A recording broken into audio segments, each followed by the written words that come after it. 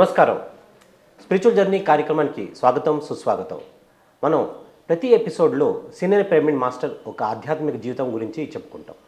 వాళ్ళు ఆధ్యాత్మికంలో ఎప్పుడు వచ్చారు, స్పిరిచువాలిటీ అంటే ఏంటి, మరి స్పిరిచువాలిటీలో వచ్చిన తర్వాత వాళ్ళు ఏమేమి విషయాలు నేర్చుకున్నారు, వాళ్ళు పత్రిజీతో ఎప్పుడు కలిశారు, మరి పత్రిజీతో కలిసిన తర్వాత వాళ్ళ జీవితంలో ఎటువంటి మార్పులు సంభవించాయి. సో ఇవన్నీ విషయాలు మనం ప్రతి ఎపిసోడ్లో తెలుసుకుంటాం. సో ఇవాళ ఎపిసోడ్లో మనతో పాటు ఉన్న senior pyramid master Bhavani Prasad గారు. సో ఆయనతో అడిగి మనం ఆయన ఆధ్యాత్మిక జీవితం గురించి మనం తెలుసుకుందాం. నమస్తే సార్. నమస్కారం. Welcome to the show. మనం చాలామంది ఆధ్యాత్మికత అనేసి అంటూ ఉంటారు. ఈ ఆధ్యాత్మికత అన్న పదానికి కరెక్ట్ అర్థం ఏంటి సార్? ఈ వేదాల్లో శాంతి మంత్రాలు అనేటివి మనకి కనబడుతుంటాయి.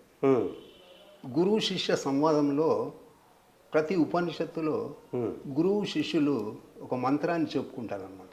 ఓకే. ఉదాహరణకి ఓం సహనావతు సహనౌ భునక్తు సహ వీర్యం కరవావహై తేజస్వినావధీతమస్తు మా విద్విషావహై ఓం శాంతి శాంతి శాంతి అనేది ఇట్లాంటివి వస్తుంటుంది అనమాట. అయితే ఇక్కడ 3 సార్లు శాంతి శాంతి శాంతి ఓం అని. అంటే ఇక్కడ మీరు అడిగిన ప్రశ్నకి ఆధ్యాత్మిక దీనికి సంబంధించిన దీంట్లో 3 సార్లు చెప్పుకోవడంలో దాని యొక్క ఉద్దేశం ఏంటంటే ఆధ్యాత్మికము, ఆది దైవికము, ఆది భౌతికము. ఓకే. ఈ మూడింటిని గురువు శిష్యుడు ప్రార్థన చేస్తాడనమాట. ఓకే. గురుకుల పద్ధతిలో మన యొక్క సనాతన సాంప్రదాయంలో ఈ యొక్క 3 సార్లు ఉచ్చరించడం అనేది, శాంతి పాఠం అనేది, ఒక శ్లోకం ద్వారా చెప్పుకోవడం అనేది ప్రతి ఉపనిషత్తు యొక్క ప్రత్యేకత. సో ఇక్కడ ఏమైందంటే ఆధ్యాత్మిక శాంతి, ఆది దైవిక శాంతి, ఆది భౌతిక శాంతి అని 3 సార్లు చెప్పుకోవడం జరుగుతుంది. అయితే ఆది భౌతిక శాంతి అని అంటే ఏంటంటే ఇతర ఈ పంచభూతాలతోని ఈ ప్రపంచం ఏర్పడ్డది. అట్లాగే ఈ శరీరం కూడా పంచభూతాలతో ఏర్పడ్డది. అయితే ఈ పంచభూతాల వలన మనకి ఏ యొక్క లోపము రాకుండా కలగాలి. ఎస్. కాబట్టి అక్కడ ఏమవుతుందంటే అది భౌతికం శాంతిని కోరుతారనమాట. ఆది దైవిక శాంతి అని ఉంది. ఆది దైవిక శాంతి అంటే ఈ ప్రకృతిలో కూడా కొన్ని శక్తులు ఏమవుతాయంటే ఉత్పాతాలు జనింపజేస్తాయి. ఉదాహరణకి భూకంపం, లేకుంటే అగ్నిపర్వతం. వీటి వలన కూడా మానవాళికి, చరాచర జగత్తుకి కొంత నష్టం కలుగుతుంది, అంటే దుఃఖం కలుగుతుంది. ఓకే. తర్వాత ఆధ్యాత్మిక అంటే తనలో ఉన్నటువంటి మనస్సు ఏంటంటే అది కొన్నిసార్లు మిత్రుడుగా, కొన్నిసార్లు శత్రువుగా వ్యవహరిస్తుంటుంది. అనుకూల పరిస్థితులు ఏర్పడినప్పుడు అది ఏమవుతుందంటే ఆహా నేను ఎంత గొప్పవాడని అని ఆ జీవుడు ఏం చేస్తాడు, ఫీల్ అవుతాడు. ప్రతికూల పరిస్థితులు ఏర్పడినప్పుడు దుఃఖిస్తాడు, అరే నేను అనుకున్నది ఒకటి జరిగింది ఇంకోటి. కాబట్టి తన మనస్సు ఒకవేళ తన అధీనంలో ఉంటే అది ఆధ్యాత్మిక. ఓ, వెరీ గుడ్. చూడండి, ఆధ్యాత్మిక శాంతి, ఆది దైవిక శాంతి, ఆది భౌతిక శాంతి. ఆది భౌతిక శాంతులలో కూడా ఇతరుల వలన వీడికి దుఃఖం కలుగుతుంది అనమాట, జీవుడికి, సాధకుడికి. ఇతరులు ఎవరు అని అంటే తన చుట్టుపట్ల ఉన్నటువంటి జీవరాశులు కూడా ఉన్నాయి కొన్ని. అంటే తేళ్ళు, పాములు, జర్రులు, క్రిమి కీటకాలు, దోమలు ఉన్నాయి కదా, వాటి వల్ల వీడికి దుఃఖం కలుగుతుంది. ఇప్పుడు గ్లోబల్ వార్మింగ్ వల్ల ఏమైందంటే మొత్తము సమతౌల్యాన్ని అది కోల్పోయింది. వార్మింగ్ అంటే టెంపరేచర్లు పెరిగిపోవడం ఇట్లా జరుగుతుంది. తర్వాత దానివల్ల అపరిశుభ్రత వలన కూడా నీళ్లు ఆగడం వల్ల దోమలు కూడా. అయితే దోమలు అంటే వీడు సరిగా సాధకుడు తన యొక్క సాధనకి ఈ ఆఘాతం కల్పిస్తుంటాయి. అందుకే ఆది భౌతిక, ఆధ్యాత్మిక, ఆది దైవిక ఉన్నప్పుడు అప్పుడేమవుతుందంటే వీడికి ఒక సముజ్వలమైనటువంటి అభివృద్ధి. ఇప్పుడు జీవులు ఏం చేస్తున్నారంటే ప్రతి జీవి ఏం కోరుతుంది? సుఖాన్నే కోరుతుంది. ఎస్. ఆఖరికి సుఖమే కదా. అయితే ఈ ఆధ్యాత్మిక భావాన్ని అర్థం చేసుకొని అవగాహన చేసుకొని తన ఆచరణ చేసినప్పుడు తాను పురోగమించడమే కాకుండా తన చుట్టూ ఉన్నటువంటి జీవరాశులే కావచ్చు, ప్రకృతే కావచ్చు, ఆ, మన పర్వతాలు ఇవి గుట్టలు పర్వతాలు ఇవి ఉన్నాయి కదా, అవి కూడా అన్నీ బాగుంటాయి అనేది మనం గమనిస్తాం అన్నమాట. ఓకే. అందుకే దీంట్లో ఐడియల్ ఏంటంటే మనకు రామరాజ్యంలో అందరూ సుఖజీవనాన్ని, ఎవరు దుఃఖితులు కాలేదు. ఆయన 11,000 సంవత్సరాలు పరిపాలించినప్పుడు పూర్తి సార్వభౌమత్వం అన్నమాట. అంటే మొత్తం ప్రపంచాన్నే ఏలినటువంటి వాడు, చక్రవర్తి. తర్వాత తాను ఆచరింపజేసినటువంటి వాడు. అందుకే ప్రతి వాళ్ళు ఇప్పుడు కూడా ఏమనుకుంటారంటే రామరాజ్యం రావాలని అంటారు. మహాత్మా గాంధీ కూడా తాను ఆ కల్పన చేసినమాట, మన దేశంలో రామరాజ్యం రావాలని. ఇది ఆధ్యాత్మికత అనే భావాన్ని మన సనాతన ధర్మము ప్రకటింపజేస్తుంది అన్నమాట. ఓకే. అందుకే ఎన్ని మతాలు అంతరించిపోయినా, ఎన్ని నాగరికతలు అంతరించిపోయినా, కానీ ఈ సనాతన ధర్మంలో ఒక అంతర్గతమైనటువంటి ఆధ్యాత్మికత అనేది అది కొన్ని వేలు కాదు కోట్ల సంవత్సరాలు యుగాలు దాటినప్పటికీ కూడా మన సనాతన ధర్మము అన్ని ఆటుపోట్లకు నిలిచి ఇవాళ చాలా మళ్ళీ తన పూర్వ వైభవాన్ని ప్రకటింపజేసుకోబోతుంది అన్నమాట. ప్రకటనలు మీవి, ప్రచారాలు మావి, జీవితంలోని వెలుగులందరివి. పిఎంసి తెలుగు ఛానల్లో మీ యాడ్స్ కోసం సంప్రదించవలసిన ఫోన్ నంబర్స్. చాలా మంది అంటూ ఉంటారు, అంటే మనం తినే జైసా అన్ వైసా మన్ అని అంటూ ఉంటారు. అంతే. మనం తినేది ఆహారం చాలా ముఖ్యం. అవును. మనం ఏమైతే తింటున్నామో అది మనకి ఆధ్యాత్మికంగా కూడా చాలా ఉపయోగపడుతుంది అంటారు. మరి ఈ విషయంలో మీరు ఏమంటారు? ఈ విషయంలో 100% మీరు అన్నది కరెక్ట్. జైసా అన్ వైసా మన్. అందుకే మనకి అచల సాంప్రదాయంలో చిన్న ఇది వస్తుంది అనమాట. అన్నపు సూక్ష్మాంశము మనస్సు, ఎన్నగ నీరంబు ప్రాణము ఎరుగుము, ఈ రెండెన్నడు కలియవో నాడే సున్న సుమి ఎరుక రూపు గణరా మా తండ్రి అని ఆ యొక్క శ్రీకృష్ణ దేశిక ప్రభువులు వారు రచించినటువంటి అచల సాంప్రదాయంలో ఈ వాక్యం వస్తుందన్నమాట. ఓకే. అయితే దీని అర్థం ఏంటంటే మనం తీసుకున్నటువంటి ఆహారం అది సూక్ష్మంగా అంతిమంగా అది మనస్సుగా మారుతుందన్నమాట. కాబట్టి ఈ యొక్క శుద్ధమైనటువంటి ఆహారం అనేది సాధకుడికి, మానవుడికి చాలా అత్యంత ప్రయోజనకారి. ఎందుకు అని అంటే ఉదాహరణకి ఇప్పుడు అన్నము ఒకవేళ తమో గుణం, అంటే భగవద్గీతలో కూడా తమో గుణ ఆహారము, రాజసిక ఆహారము, సాత్విక ఆహారం అని పరమాత్మ 3 రకాలుగా చెప్తాడనమాట. అయితే ఒకవేళ హింసాయుతంతో కూడినటువంటిది, తర్వాత అది పాసిపోయినటువంటిది, తర్వాత ఎంగిల్ చేసినటువంటిది అయితే దాన్ని తమో గుణం కిందకి చెప్పడం జరిగింది. ఒకవేళ లేకుంటే హింసతో కూడింది, కారాలు ఉప్పు కారాలతో బాగా ఉన్నటువంటి దాన్ని, అది కామాన్ని క్రోధాన్ని ప్రజ్వలింపజేసే ఆహారాన్నేమో రాజసికంగా, అయితే శాంతంగా అప్పుడప్పుడే వండినటువంటిది, తర్వాత ఆహారము ఒక దాన్నేమో సాత్వికంగా, పండ్లు కూరగాయలు వీటిని సాత్వికంగా చెప్పడం జరిగింది అన్నమాట. ఓకే. కాబట్టి మన ఋషులు కూడా తనకు అవసరం ఉన్నంత వరకు చూసి ఈ యొక్క శరీర మాధ్యం కలు ధర్మ సాధనం అన్న ప్రకారంగా ఈ శరీరాన్ని నిలుపుకోవడానికి వాళ్ళు కందమూలాల్ని ఆశ్రయిస్తుంది. ఓకే. తాను ఉన్నటువంటి ప్రదేశంలో కందమూలాల్ని ఆశ్రయించి ఎక్కువ సమయాన్ని ఋషి ఏం చేస్తుండే అంటే ఈ ఆత్మచింతనలో గడిపోయేవాడు అన్నమాట. ఓకే.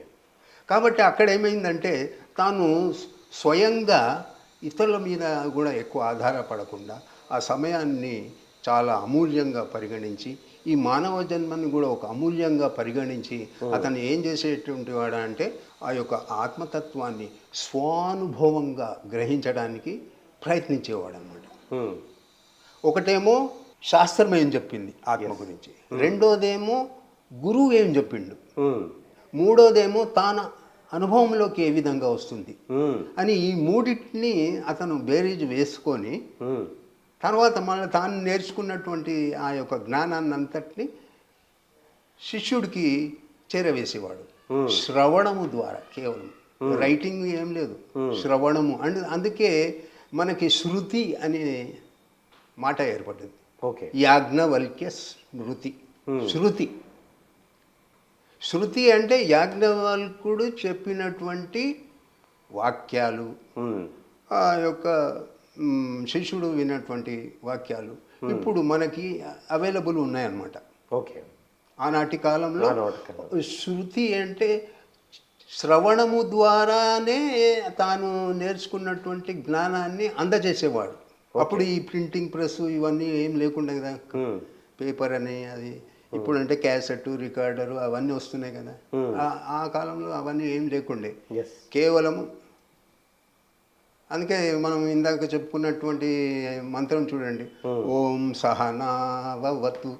అవతు అంటే మా ఇద్దరిని రక్షించుగాక పరమాత్మ. సహనౌ భునక్తు, మేమిద్దరము కలిసి భుజింతుముగాక. అట్లా తర్వాత మా విద్విషావహే, మా ఇద్దరి యందు ద్వేషము లేకుండుగాక. చూడండి ఎంత ఔదార్యము, ఔన్నత్యము. అంటే గురు శిష్యుల మధ్యలో కూడా కొన్ని భేదాలు రావచ్చు కదా. అవును. అవి వచ్చినా కానీ అవి వైషమ్యము ద్వేషము వైపు తీసుకొనబడకుండుగాక అని వీళ్ళు ఒక విధంగా ఏం చేస్తున్నాడంటే ఒక అండర్స్టాండింగ్ దాన్ని ఉచ్చరింపజేసుకుంటున్నారు అనమాట. తేజస్వినాతీతమస్తు, మా ఇద్దరిని తేజవంతులను చేయి, మా ఇద్దరి మధ్య ఎటువంటి ఓం శాంతి శాంతి శాంతి అని అట్లా. సో ఈ విధంగా ఇప్పుడు మీరు అడిగిన ప్రశ్న ఏంటంటే ఈ యొక్క ఆహారం మనస్సుగా పరిణమిస్తుంది చూడండి. ఇప్పుడు ఉదాహరణకి ఒక సెక్షన్ ఆఫ్ ది పీపుల్ తీసుకుందాం, వాళ్ళు గొడ్డు మాంసం తింటారు. అయితే మీరు గమనిస్తే ఎక్కువగా అక్కడ ఏమవుతుందంటే హింసకి పాల్పడుతున్నారు. ఎందుకంటే ఆ మనస్సు ఏమవుతుంది, హింసా ప్రవృత్తికి అలవాటు అవుతుంది. ఈ కారణం ఏంటంటే గొడ్డు మాంసం. జైసా అన్ వైసా మన్ అనే ప్రశ్నకి మనం సమాధానం చెప్పుకుంటున్నాం. కాబట్టి అన్నమే ఆహారము, అది ఒక భాగం మనసు ఏర్పడడానికి. కానీ పంచ జ్ఞానేంద్రియాలు ఏవైతే ఉన్నాయో, అంటే శ్రోత్రము, త్వక్కు, చక్ష, జిహ్వ, ఘ్రాణము అనే 5, ఇవి కూడా మనకి ఈ యొక్క సమాచారాన్ని, బయటి సమాచారాన్ని అందజేస్తుంది మనసుకి. అయితే ఇది కూడా ఆహారం కిందికి పరిగణిస్తాడు అనమాట. ఎవరు? ఆదిశంకరాచార్యులు. కరెక్టే. అయితే ఇప్పుడు మనం అనుకున్నది ఏంటంటే మనం తినే ఆహారం ఏదైతే ఉందో అది మనస్సుగా పరిణమిస్తుంది. ఇక్కడ సూక్ష్మమైన విషయము ఆదిశంకరాచార్యులు మనకి తెలియజేసేది ఏంటంటే ఈ 5 ఇంద్రియాల, జ్ఞానేంద్రియాల ద్వారా ఏదైతే మనసుకి చేరవేస్తుందో, అంటే కన్ను ద్వారా దృశ్యము, వీడు చెడు దృశ్యాలను చూస్తున్నాడు అనుకోండి, లేకుంటే హింసాత్మకమైనటువంటి చిత్రాలను చూస్తున్నాడు అనుకోండి, వాటి యొక్క అది ఆహారం అన్నమాట కంటికి. ఓకే. కన్ను ద్వారా చేరవేసింది మనసు. ఆ మనసు ఏమవుతుందంటే ఆ రూపు వహిస్తుంది అన్నమాట, హింసా రూపు. ఎందుకంటే వాడు ఉదాహరణకి ఆ యొక్క వైలెంట్ దృశ్యాలు ఆ చిత్రంలో ఏ విధంగా చేసింది అనేది గమనించి అది వాడు ఏం చేస్తాడంటే వాడు మనసుకి అది నచ్చి ఆ కుసంస్కారం ఏర్పడి వాడు అటువంటి ప్రవృత్తి హింసా ప్రవృత్తికి పాల్పడతాడనమాట. ఓకే. అంటే ఇక్కడ ఆహారం ఏంటి, తాను తినే ఆహారమే కాకుండా దృశ్యం ద్వారా తీసుకున్నటువంటిది కూడా ఆ విషయం కూడా అక్కడ ఆహారంగా పరిణమించి మనసు పైన ఆ యొక్క ప్రభావం ఏర్పడి తన ఆచరణ యందు అది ప్రతిఫలించిందనమాట. ఇంత లోతుగా ఉందన్నమాట.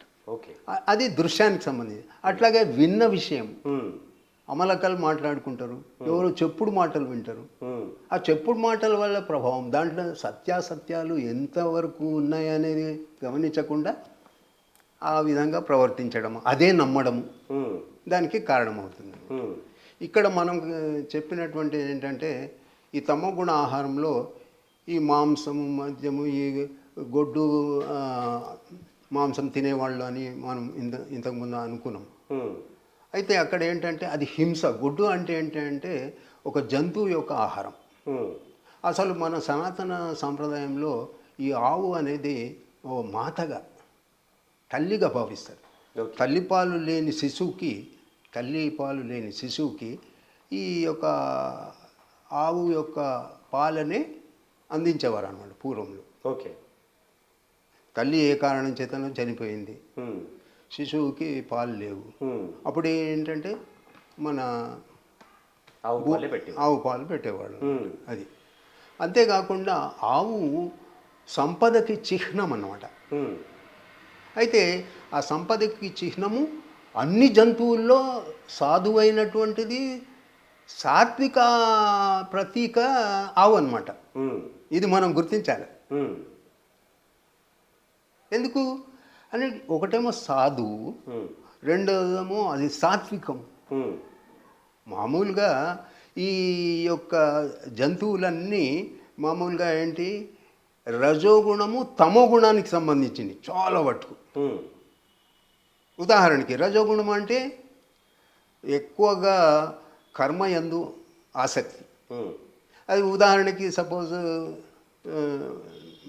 పులి ఉందనుకోండి, అది చంపి తింటుంది రజోగుణం. ఇప్పుడు ఉదాహరణకి లేకుంటే పంది ఉన్నది అనుకోండి, పంది ఏం చేస్తుంది, బురదలోనే పొరులుతుంటుంది. ప్రకటనలు మీవి, ప్రచారాలు మావి, జీవితంలోని వెలుగులందరివి. పిఎంసి తెలుగు ఛానల్లో మీ యాడ్స్ కోసం సంప్రదించవలసిన ఫోన్ నంబర్స్. అయితే అది బురద, మళ్ళీ బురదలో ఉన్నటువంటి అవన్నీ తింటుంటుంది.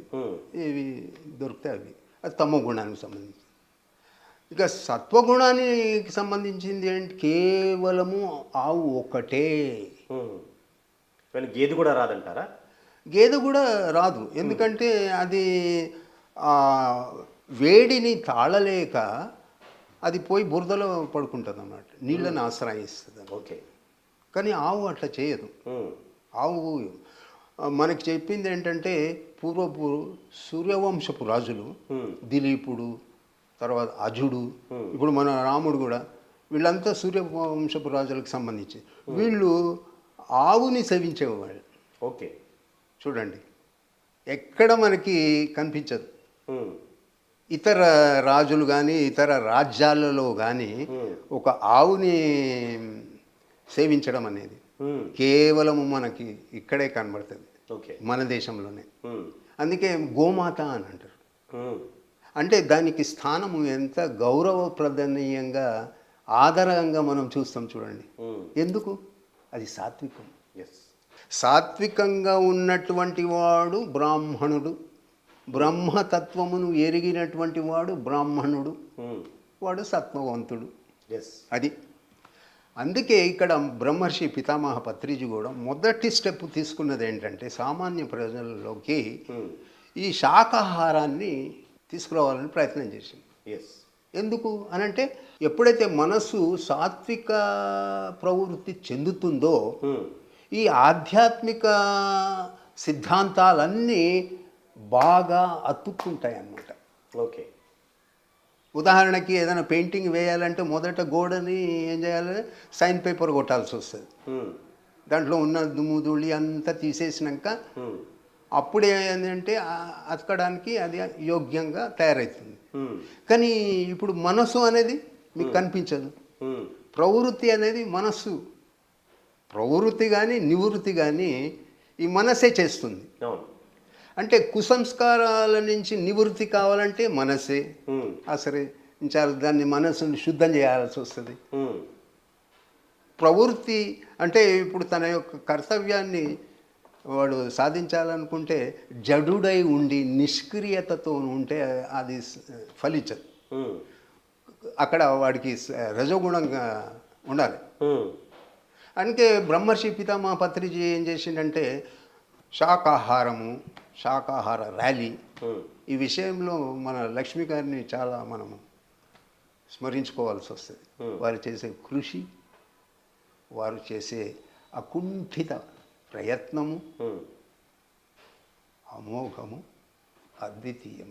ఉమ్, కాబట్టి మీరు ఉదాహరణకి ఆలోచించండి. ఉమ్, ఎప్పుడైతే ఈ ప్రపంచంలో ఉన్న జనుల బాహుళ్యమంతా ఉమ్, ఒకవేళ ధ్యానము, శాకాహారం, ఒకవేళ ఈ రెండింటిని ఆశ్రయిస్తే ఉమ్, మీకు ఎటువంటి ఏంటంటే అశాంతి కానీ హింసా ప్రవృత్తి కానీ లేకుండా పోతుంది. ఎస్. మీకు పోలీస్ అవసరం లేదు, ఉమ్, యుద్ధాలు ఉండవు, ఒకరినొకరు అర్థం చేసుకునే తత్వం ఏర్పడుతుంది. ఉమ్, తో బ్రహ్మర్షి పితామహ పత్రిజీని మనం ఎన్ని నాళ్ళు కొలిచినా, ఎన్నాళ్ళు స్థుతించినా అసలు అతని తీరనటువంటి రుణం. ఉమ్, అంత గొప్ప ప్రయత్నం చేసి వారు ఈ 30 ఏళ్ల క్రిందట ఇంటింటికి వెళ్ళి ధ్యానము నేర్పించి ఉమ్, ఎవరికి ఆసక్తి లేకున్నా కానీ వారి వెంట తాను యొక్క కర్తృత్వాన్ని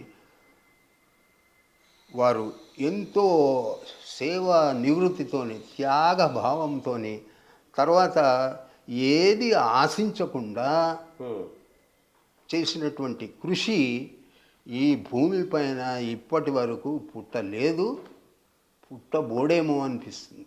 ఉమ్, అటువంటి వారికి మన సమకాలీనులుగా ఉండడం అనేది, కాంటెంపరీగా ఉండడం అనేది నేనైతే నా జన్మ ధన్యంగా భావిస్తాను. శాకాహారం అనేది ఫస్ట్ స్టెప్. ఉమ్, ప్రజలలో ఎప్పుడైతే ఈ ఒక వరల్డ్ రిపోర్ట్ కూడా ఎప్పుడో విన్నట్టు నాకు గుర్తు, ఉమ్, ఈ గ్లోబల్ వార్మింగ్కి కేవలం ఈ యొక్క నాన్ వెజ్ ఆ జంతువులని వీళ్ళు తినడం వల్లనే, చంపడం వల్లనే, నాకు కూడా అర్థం కాలేదు దానికి దీనికి ఏం సంబంధం ఉందని. సంబంధం ఉన్నది. ఎస్. ఎందుకంటే ఆ హింసా ప్రవృత్తి ఎప్పుడైతే సమాజంలో ప్రబలుతుందో ఉమ్, అక్కడ నెగిటివ్ వైబ్రేషన్స్ మొదలవుతాయి అన్నమాట. ఎస్. దానికి కౌంటర్గా బ్రహ్మర్షి పితామహ పత్రిజీ అందజేసినటువంటిది ఏంటంటే ధ్యానము, ఉమ్, శ్వాస మీద ధ్యాస. Very simplified method um, within the reach of a common man. Um, తర్వాత చాలా మట్టుకు ధ్యానంలో వచ్చినటువంటి వాళ్ళంతా మెల్లమెల్లగా ఈ యొక్క నాన్ వెజ్ నుంచి వెజ్కి రావడం మొదలు పెట్టడం జరిగిందనమాట. ఉమ్, అంటే ఈ శాకాహారంలో ఉన్నటువంటి ఈ యొక్క లాభాలు ఏవో చాలా మట్టుకు వీళ్ళు గుర్తించడం లేకపోవడమే ఒక కారణం అన్నమాట. ఉమ్, అంటే దానికి కారణం ఏంటంటే అజ్ఞానం.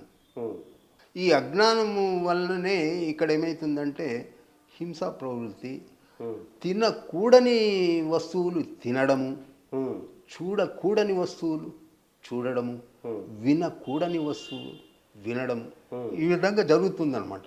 సో ఫస్ట్ ట్యాకిల్ చేసింది ఇదే అనమాట. ఉమ్, దీంట్లో మనం మంతెన సత్యనారాయణ గారి గురించి కూడా మనము వారు చేసే కృషిని కూడా మనము దీంట్లో గుర్తించవచ్చు. ఓకే. ఎందుకంటే నేను కూడా మా మిస్సెస్కి ఎప్పుడైతే అంటే ఈ శాకాహారము 80 నుంచే మేము పాటించినప్పటికీ కూడా శాకాహారంలో ఇంకా సంస్కరింపబడినటువంటి ఆహారాన్ని మేము ఒక 7-8 ఏళ్ల నుంచి వారి ఆశ్రమానికి వెళ్ళడం జరిగింది. అక్కడ నెల రోజులు ఉండి అక్కడ వాళ్ళు ఏర్పాటు చేసినటువంటి మెను మళ్ళీ ఇంట్లో కూడా అది ఫాలో చేయడం జరిగింది. కాబట్టి అది ఇంకా బాగా అనిపించింది అనమాట. అంటే మొలకలు లేకుంటే ఈ వెజిటబుల్ జ్యూసెస్ ఇవన్నీ పాటించడం వల్ల నేనైతే ఈ ప్రస్తుతం ఇప్పుడు 75 years ఉన్నప్పటికీ కూడా నో డాక్టర్ నో మెడిసిన్ అనే ప్రిన్సిపల్ బ్రహ్మర్షి పితామహ పత్రిజీ గారు చెప్పినటువంటి వాక్యాన్ని సూటిగా మనకి ఆ ఆచరణలోనే నాకు ఆ యొక్క ఆనందాన్ని చెప్పలేను అన్నమాట. ఓకే. ఎందుకు అని అంటే ఇక ఒకటి శాకాహారం, దాంట్లో తర్వాత మనకి ఈ శరీరాన్ని పుష్టి చేకూర్చేటువంటి ఆహారాన్ని తీసుకోవడం వల్ల అంటే పండ్లు, తర్వాత డ్రై నట్స్, వీటి వలన మొలకలు ఓకే వలన బాగా మనకి రోగరహితమైన మన ఆరోగ్యాన్ని మన చేతిలోనే ఉంది అనే అనుభవం కలిగిందనమాట. కాబట్టి వారు చేసినటువంటి ప్రయత్నము ఏదైతే బ్రహ్మర్షి పితామహ శాకాహార తర్వాత ఇది ధ్యానం దీనివల్ల దాంతోపాటు వారు అందజేసింది ఏంటంటే పుస్తక పఠనం, స్వాధ్యాయము, సత్సంగం. ఎక్కువ నేను సత్సంగం మీద ఎక్కువ దాన్ని అమల్లోకి తీసుకురావడం. అంటే మనకి ఋషులు చెప్పినటువంటి సిద్ధాంతాలు వాటిని ఏ విధంగా అమలు చేసుకునే అవకాశం ఉంది అనేది ఎక్కువ నేను దాన్ని అధ్యయనం చేస్తుంటాను. ఓకే. దాంట్లో భగవద్గీత కూడా ఒకటి అనమాట. శ్రీకృష్ణ పరమాత్మ ముఖారవిందం నుంచి వచ్చినటువంటి ఆ వాక్యాలు ఏవైతే ఉన్నాయో ఆ వాక్యాల్ని మనము ఏ విధంగా మనం దాన్ని నిజ జీవితంలో ఏ విధంగా మనము దాన్ని అమలు పరుచుకుంటే దానివల్ల ఎన్ని మన యొక్క ప్రయోజనాలు తనకే కాకుండా సమాజానికి ఏ విధంగా ఉపయోగపడతాయి అనేది చాలా లాభదాయకం అనిపించింది. సో ఈ విధంగా వారు ఆత్మవంతుడు కావాలంటాడు.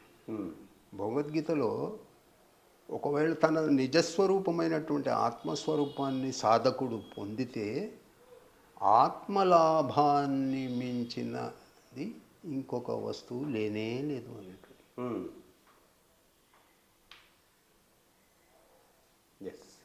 చాలా ఉన్నతమైనటువంటిది మానవ జన్మము యొక్క సాఫల్యత, ఉద్దేశము, లక్ష్యము కేవలము ఆత్మవంతుడు కావడమే తప్ప ఇంకేమీ సాధించవలసిన పని లేదు. డబ్బుగా కానీ మిద్దలు మేడలు కానీ ఇవన్నీ పక్కకి వెళ్ళిపోతాయి. వాడు కోటీశ్వరుడే కావచ్చు, కోట్లాధిపతే కావచ్చు, లేక భూమీశ్వరుడే కావచ్చు, కానీ ఇవన్నీ వాడి వెంటరావు. తర్వాత ఇవన్నీ కాలంలో సమసిపోయేటివే. కానీ ఆత్మజ్ఞానము పొందినటువంటి వాళ్ళని మనం లెక్క పెట్టవచ్చు అన్నమాట. ఉదాహరణకి మనం ఋషుల పేర్లు తీసుకుంటాం. ఓకే కదా. పోతే కోటీశ్వరుల పేరు కూడా పాశ్చాత్య దేశాల్లో 500 లిస్ట్ అని పెడతాడు. ఈయనకి ఇన్ని కోట్లు ఉన్నాయి అంటాడు, అయిపోయింది. కానీ కాలంలో ఇవన్నీ మట్టిలో కలిసిపోయేటివి. ఆత్మవంతుడు అనేది చాలా లాభం అండి. ఆత్మలాభమునకు మించింది ఇంకా ఏది లేదు లోకంలో. అంటే తన స్వరూపాన్ని మర్చిపోయినాడు కాబట్టి వీడిని జీవాత్మ అన్నారు అన్నమాట. దేహో దేవాలయ ప్రోక్త జీవో దేవో సనాతన అన్నాడు. దేహమే దేవాలయము, జీవుడే దేవుడు అని శుద్ధ తెలుగులో మనకి అందజేసింది అనమాట. దేహమే దేవాలయము, జీవుడే దేవుడు. మరి దేహమే దేవాలయము అన్నప్పుడు మనం దేవాలయంలో చెత్త చెదారం తీసుకుని వేస్తామా అనే ప్రశ్న వేసుకుంటే వెయ్యము. మరి వెయ్యనప్పుడు తినకూడని జంతుని చంపి బాధ కలిగించి అట్టి ఆహారము అనే చెత్తని నింపుకోవడము ఇది ఎంతవరకు సమంజసము అనేది ఎవరికి వారే ప్రశ్నించుకోవాలి. ఎందుకంటే ఈ ప్రసారము మొత్తం యావత్ ప్రపంచంలోకి వెళ్తుంది కాబట్టి ఉమ్, ఈ ప్రతి వారు ఎవరైతే ఈ జంతువుల నుంచి ఆహారం పొందుతున్నారో, ఉమ్, జంతువుల్ని చంపి, ఈ కొంతమంది అయితే చైనాలో వాళ్ళు తేలు, పాము వీటిని కూడా చంపి తింటున్నారంట. ఉమ్, చూడండి, తినకూడని ఆహారం ఉమ్, ని ఎంతోమంది అజ్ఞానం ద్వారా, ఉమ్, అంటే వాళ్ళు ఎంత తమో గుణస్తులు, ఎంత నీచులుగా పరిగణి. పరమాత్మ ఒక దగ్గర భగవద్గీతలో ఏమంటాడంటే, ఎవడైతే నేను చెప్పినటువంటి వాక్యాలు వినడో, దానికి వ్యతిరేకంగా పాటిస్తాడో, అటువంటి వాళ్ళని నేను నీచ యోనులందు, నీచ జన్మలయందు నేను విసిరివేస్తాను అని అంటాడు. చూడండి, కరుణా సముద్రుడు అయినటువంటి ఆ పరమాత్మ ఎక్కడైతే ఇది తన మాటను వినడం లేదో ఎవరైతే, ఉమ్, వారిని ఏం చేస్తా అంటుండు, ఇట్లా విసిరి పారేస్తా అంటు. ఉమ్, ఇప్పుడు తండ్రి కూడా అంతే కదండి. ఇప్పుడు కుటుంబంలో తండ్రి హెడ్, ఉమ్, నలుగురు కొడుకులు ఉన్నాడు, వినని వాడిని ఏం చేస్తాడు, వదిలేస్తారు. వదిలేస్తాడు. లేదంటే వాడిని పొమ్మంటాడు, ఇంట్లోకి వెళ్ళిపోరా అంటాడు. ఉమ్, అంతే కదా. అంతే. ప్రకటనలు మీవి, ప్రచారాలు మావి, జీవితంలోని వెలుగులందరివి. పిఎంసి తెలుగు ఛానల్లో మీ యాడ్స్ కోసం సంప్రదించవలసిన ఫోన్ నంబర్స్. అంటే కొట్టడమే కదా అది ఒక విధంగా చూస్తే. ఎస్. కాబట్టి ఇక్కడ ఏంటంటే జనబాహుళ్యానికి ఒకవేళ, అందుకే సబ్కో సన్మతి దే భగవాన్ అని ఈయన ప్రార్థన చేస్తాడు మహాత్మా గాంధీ. చూడండి, దాంట్లో ఎంత లోతైన విషయం ఉందంటే, అందరికీ నువ్వు మంచి మనసు, బుద్ధివంతమైనటువంటి, యోగ్యవంతమైనటువంటి మనసు ఇవ్వు, శుద్ధ మనస్సు అని ఆయన చెప్పినట్టు మనకి భజనలో. ఎస్. సబ్కో సన్మతి, సన్మతి, సత్ మతి, అది సన్మతి ఏమైంది. సత్ అంటే ఆత్మ, ఎప్పుడు ఉండదు, ఎప్పుడు త్రికాల అబాధితమైనటువంటిది, ఈ అది ఎటువంటి మార్పు లేనటువంటిది ఆత్మ. ఆ స్వరూపం నీదే కదా. ఎప్పుడైతే నువ్వు ఆ స్వరూపాన్ని నీవు తెలుసుకుంటావో, అనుభూతి చెందుతావో, తస్య కార్యం న విద్యతే అంటాడు. ఆత్మ యొక్క తత్వాన్ని ఎరిగినటువంటి వాడికి ఈ లోకంలో చేయవలసిన పని అంటూ ఉండదు అని అంటున్నారు పరమాత్మ. ఆత్మతత్వాన్ని ఎరిగినటువంటి వాడికి ఇంకా పొందవలసి, అంటే ఏదైతే అల్టిమేటో, ఏదైతే పొందవలసింది పొందిండో, ఏది పొందితే ఇంకా పొందవలసినది ఇంకా లేకుండా అవసరం లేదు, అప్పుడు ఇంకేం మిగులుతుంది వాడికి, నేను ఇది చేయాలి అది చేయాలని. అందుకే శ్రీకృష్ణ దేశికేంద్రియులు ఏమంటారంటే, ఆయన మాయ గురించి చెప్తాడనమాట. ఏ ఆపేక్ష జనించిన, ఏ ఆపేక్ష జనించిన ఆ ఆపేక్షలెల్ల మాయ అని తెలియదగున్. ఏ ఆపేక్ష జనించిన ఆ ఆపేక్షలెల్ల మాయ అని తెలియదగున్. మూడో లైన్లో ఏమంటాడు, ఆయాసమౌను దానను, ఆయాసమౌను దానని ఛీ అని విడువదగును క్షేమము కొరకై. అంటే ఏమంటాడంటే, నీకు ఏదన్నా అపేక్ష ఉన్నదంటే, అంటే అపేక్ష అంటే ఎక్స్పెక్టేషన్, అంటే ప్రతిఫలాన్ని కోరడం. అందుకే పరమాత్మ ఏమంటాడంటే, నువ్వు ఏ కర్మ చేసినా కానీ నువ్వు నిష్కామంగా చెయ్యి అని అంటాడు. కానీ అందరూ ప్రశ్నించేది ఏంటంటే, అది కోరిక లేకుంటే ఎవడే పని చేసేది అని ఈ విధంగా అడుగుతారు. సహజమే. ఏ అపేక్ష లేకుంటే ఇప్పుడు మనం ఇద్దరం కూర్చొని ఈ ఇంటర్వ్యూ తీసుకోం కదా, అడుగుతారు. వ్యూయర్స్, ప్రేక్షకులు అడుగుతారు, ఏమయ్యా మీరు ఉంటే చిలుక పలుకుల మాదిరి ఆయన చెప్పిండు ఈయన చెప్పిండు అని అంటున్నారు, మరి మీరు చేసింది ఏంటి అంటే దానికి సమాధానం ఇది అనమాట. లోక కళ్యాణం కోసం చేసినటువంటిది అది అపేక్ష కాదు, exception. Rule is there, for every rule there is one exception. అంతేగాని ఆ రూల్ ఉంది కదా అని అన్నిటికీ అప్లై చేస్తా అంటే, కింద చూడండి వాడు పేపర్లో వేస్తాడు ఏమని అంటే, మీకు లోన్ ఇచ్చేస్తామండి, మీరు దీనికి అర్హులు అని అంటాడు. కింద చిన్న అక్షరాల్లో కండిషన్స్ అప్లై అంటాడు. ఆ కండిషన్స్ అప్లై ఏంటి అంటే ఇదనమాట ఎక్సెప్షన్. ఇవ్వడం అనేది సహజం సార్, దానికి ఇగో ఇన్ని కండిషన్లు ఉన్నాయండి. ఇక్కడ ఏంటంటే ఈ లోక కళ్యాణానికి వారు చేసింది. ఇప్పుడు ఏ అపేక్ష లేకుంటే మనం ఏం చేయలేం. నాకేం ఇప్పుడు ఉదాహరణకి రమణ మహర్షి ఉన్నాడు అనుకోండి, ఆత్మ అనుభవం కలిగినటువంటి వాడు, కానీ ఆయనకు చేయవలసిన కార్యం అంటూ ఏమీ లేదు.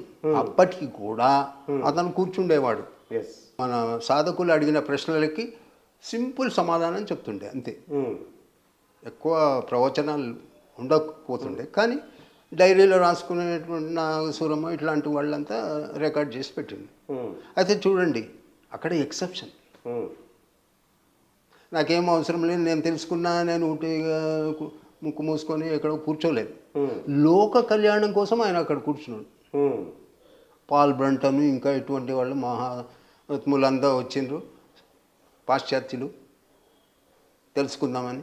కానీ వాళ్ళ యొక్క సంశయాలన్నీ నివృత్తి అయిపోయింది. సో ఎంతో చక్కగా మీరు స్పిరిచువల్ జర్నీలో ఇవన్నీ విషయాలు చెప్పారు సార్. అవును. సో ఫైనల్గా అంటే ఈ ఆధ్యాత్మిక జర్నీలో, మీ యొక్క స్పిరిచువల్ జర్నీలో ఇవన్నీ విషయాలు కూడా మీరు ఎంతో అద్భుతంగా నేర్చుకున్నారు, మా అందరికీ కూడా చెప్పడం జరిగింది. సో ఫైనల్గా ఈ స్పిరిచువల్ జర్నీ ప్రోగ్రాంలో మీరు ఇచ్చే, మా పిఎంసి ప్రేక్షకులకి ఇచ్చే మీ ఫైనల్ మెసేజ్ ఏంటి? ఫైనల్ మెసేజ్ అంటూ ఇప్పుడు బ్రహ్మర్షి పితామహ పత్రిజీ గారు అందజేసినటువంటిదే మళ్ళీ మన యొక్క స్వానుభవంలోకి తెచ్చుకొని ఋషుల యొక్క వాక్యాలు, ఆ పరమాత్మ యొక్క వాక్యాలు, భగవద్గీత, ఇటువంటి అన్నీ ఎవరికి వాళ్ళు ఒకవేళ దాన్ని చదవడమే కాకుండా దాన్ని అమలు పరుచుకోవడంలోనే ఎక్కువగా మనము వెయిట్ చేయాలన్నమాట. అంటే దాన్ని ఎక్కువగా ఒకసారేమో శ్రవణము, రెండోది మననము చేయాలన్నమాట. ఓకే. శ్రవణము ఫస్ట్ స్టెప్, మననము, నిధి, ధ్యాస అని ఇంకా 2 స్టెప్స్ ఉన్నాయి. మననం దగ్గర అంటే మదించడం అన్నమాట. అంటే తాను నేర్చుకున్నటువంటి సత్యాన్ని ఏదైతే ఉందో తరచి దాన్ని ఆవృత్తి చేసుకోవడము, లేకుంటే దాన్ని ఆవు ఏ విధంగా అయితే తాను తిన్నటువంటి ఆహారాన్ని మళ్ళీ నోట్లోకి తెచ్చుకొని నములుతుంటుంది అన్నమాట, పునరావృత్తి అని అంటారు. ఓకే. అది చెయ్యాలి సాధకుడు. ఓకే. అది 2వ స్టెప్. అప్పుడు ఏమవుతుందంటే స్టోర్, నిధిగా తయారవుతుంది. ఆ నిధి 3వ స్టెప్లో నిధిగా తయారవుతుంది. 4వ స్టెప్లో అదే ధ్యాస కిందికి మారుతుంది అన్నమాట. ఓకే. అయితే బ్రహ్మర్షి పితామహ పత్రిజీ గారు ఏం చేసిండు, 4వ స్టెప్పు అందజేసిండు, శ్వాస మీద ధ్యాస అన్నాడు. అసలు ఇది ఏంటి అనేది ఎవరికి వాళ్ళు ఏం చేయాలంటే దాన్ని, అంటే ఆ రూపు వహించడమే ధ్యాస. అంటే అనవరతం. చూడండి 24 గంటలు. అంటే మీరు ఏ పని చేసినా కానీ ఆ మనసు ఆ పని అందు లగ్నం కావడమే ధ్యాస. అది ఎప్పుడవుతుంది? ఆ టైం యొక్క అమూల్యమైనటువంటి ఆ సమయాన్ని మనము అందిపుచ్చుకొని వేస్ట్ కాకుండా అనుక్షణము మనము ఆత్మానుభవము కలిగి ప్రవర్తించి కర్మ చేసినప్పుడు అది అంటదు అని కృష్ణ పరమాత్మ చెప్తాడు అన్నమాట. ఇప్పుడు వీరికి కూడా సందేశము, ఎవరికైనా సందేశము ఇదే అన్నమాట. ఓకే. ఏంటంటే ఆ ధ్యాసలో ఉండి చేయాలన్నమాట. మనం ఏదైనా చేయవచ్చు. ఇప్పుడు ఉదాహరణకి ర్యాలీ తీసుకుంటున్నాం, ఆ మనసంతా పూర్తిగా దాంట్లోనే ఉండాలన్నమాట ఆ సమయంలో. ఓకే. మళ్ళీ దాని నుంచి బయటకు వచ్చినప్పుడు మళ్ళీ వేరే. అందుకే చిన్నప్పుడు ఒక పోయం నేర్పించిండ్రు, అది ఇప్పటికీ గుర్తుంది నాకు. అది చాలా అమూల్యమైంది అనిపిస్తుంది. అదేంటంటే వర్క్ వాల్యూ వర్క్. నువ్వు పని చేసినప్పుడు కేవలము పని మీదనే ఉండవు. Work value work, play value play. Play value play అంటే నువ్వు ఆట ఆడినప్పుడు ఆ ఆటగానే, that is the way. Work value work, play value play, that is the way to be happy and gay. సంతోషంగా ఉండాలంటే ఈ విధంగా చేయండి అని ఉంది. మరి ఇది చూడ్డానికి సింపుల్ అనిపిస్తుంది, కానీ అది ఎప్పుడైతే మనం పాటిస్తామో, ఎందుకు ఈ మనసు ఏం చేస్తుంది, పరిపరి విధాలుగా పోతుంది. చేయవలసిన పనిని దాన్ని 100% అక్కడ ఫోకస్ చేయకుండా ఇదేం చేస్తుంటుంది, దీనికి ఏదో గుర్తొస్తుంది అంటే వెళ్ళిపోతుంటుంది. ఓకే. అందుకనే పరమాత్మ ఏమంటాడంటే బహుశాఖ అనంతాశ్చ క్లోజ్ చేస్తారు. వ్యవసాయాత్మిక బుద్ధి అని అంటాడు అన్న బుద్ధి గురు. ఆ బుద్ధి అనేది ఏకోన్ముఖం చేయాలని అంటాడు అనమాట. సో ఇదనమాట చెప్పదలుచుకునేది ఏంటంటే all are there, readymade food is there. Brahmarshi Pitamaha Patriji గారు లేకుంటే ఏ ఋషులైనా కానీ సాంప్రదాయం అందించింది రెడీగా ఉంది. కానీ వాటిని మనం అర్థం చేసుకొని అవగాహన చేసుకొని అమలు పరుస్తే 100% మనకి లాభదాయకమైనటువంటి రిజల్ట్స్ వస్తాయని అది నాకు ప్రగాఢమైన నమ్మకం అన్నమాట. Yes sir. మరి ఎంతో అద్భుతంగా మీ యొక్క స్పిరిచువల్ జర్నీలో మీరు ఎంతో జ్ఞానాన్ని సంపాదించారు. ఆ సంపాదించిన జ్ఞానాన్ని ఇవాళ మా ఎపిసోడ్లో, ఈ స్పిరిచువల్ జర్నీ ఎపిసోడ్లో మాతో షేర్ చేసుకున్నారు. మీకు ఎంతో కృతజ్ఞతలు సార్. మీరు పూర్ణచంద్రరావు గారు ఏర్పాటు చేసినటువంటి ఈ సెంటర్ ద్వారా మీరు వచ్చి ఈ యొక్క పిఎంసి ఛానల్ ద్వారా సందేశాలని ప్రసారం చేయాలన్నటువంటి సంకల్పం చాలా అమోఘము. కాబట్టి దానికి నేను ఎంతో కృతజ్ఞత అభినందనలు సమర్పించుకుంటున్నాను. ఈ సెంటర్ ద్వారా కూడా ముందు కూడా ఇంకా ఎన్నో కార్యక్రమాలు జరిగేటివి ఉన్నాయి. కాబట్టి మీకు టైం దొరికినప్పుడల్లా మీరు వచ్చి ఈ యొక్క అనంతమైనటువంటి జ్ఞానాన్ని మీరు దేశాలు విదేశాల్లో ఆ మూలలకి ప్రసరింపజేయాలనే ఒక లోక కళ్యాణం కోసం నేను ఆశిస్తున్నాను. Yes sir. Thank you very much. Thank you. Yes. So ఇదండి ఇవాళ స్పిరిచువల్ జర్నీ ఎపిసోడ్. మరి ఎంతో అద్భుతంగా మనం ఈ ఎపిసోడ్లో ఎంతో అద్భుతమైన విషయాలు తెలుసుకున్నాం. మరి భవానీ ప్రసాద్ గారి ద్వారా మరి ఎంతో జ్ఞానాన్ని మనం తీసుకున్నాం. మరి రాపై ఇంకో ఎపిసోడ్లో మళ్ళీ కలుసుకుందాం. అంతవరకు సెలవు.